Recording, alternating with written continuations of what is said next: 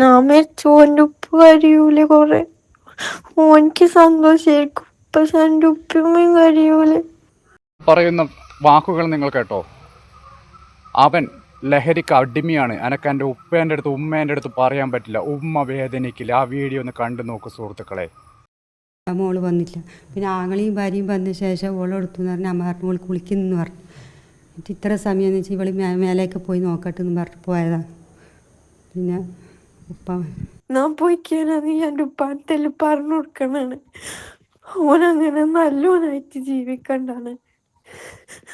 അതൊക്കെ പൊറുക്കാൻ കഴിയിലാണ് ഓനങ്ങനെ. 10ഉം 17ഉം വയസ്സാകുമ്പോൾ തന്നെ ഓരോ പെൺകുട്ടികളെ ഓരോ ആൺകുട്ടികളുടെ കൈകളിലോട്ട് വലിച്ചെറിഞ്ഞു കൊടുക്കുമ്പോൾ പ്രിയ രക്ഷിതാക്കന്മാരെ നിങ്ങളാണ് ശ്രദ്ധിക്കേണ്ടത്.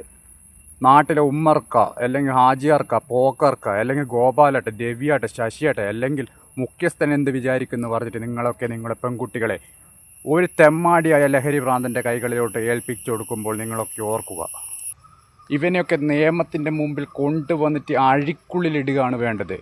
ലഹരി ഭ്രാന്തന്മാർ, ലഹരി, കാമം, ഇന്ന് നാട്ടിൽ എന്തൊക്കെയാണ് നടക്കുന്നത് പ്രിയ സുഹൃത്തുക്കളെ. നിങ്ങളൊക്കെ ഈ വീഡിയോ പരമാവധി ഷെയർ ചെയ്യുക.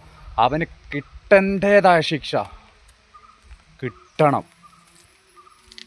അവൾ പറയുന്ന കേട്ടില്ലേ, എൻ്റെ ഉമ്മ അല്ലെ എൻ്റെ ഉപ്പ വേദനിക്കില്ലേ? എന്തായാലും ഓൻ എന്നെ പറ്റി കുറ്റം പറഞ്ഞു. ഉപ്പാൻ്റെയും ഉമ്മാൻ്റെയും മനസ്സിൽ വരെ എന്നെ പഠിക്കാക്കും. നീ അങ്ങനെ ചെയ്യാൻ വിടലാണ്.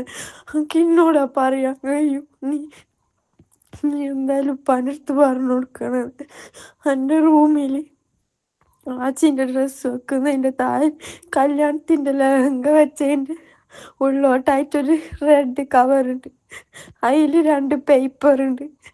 അത് നീ എടുത്തിട്ട് ഉപ്പാക്ക് കൊടുക്കണം.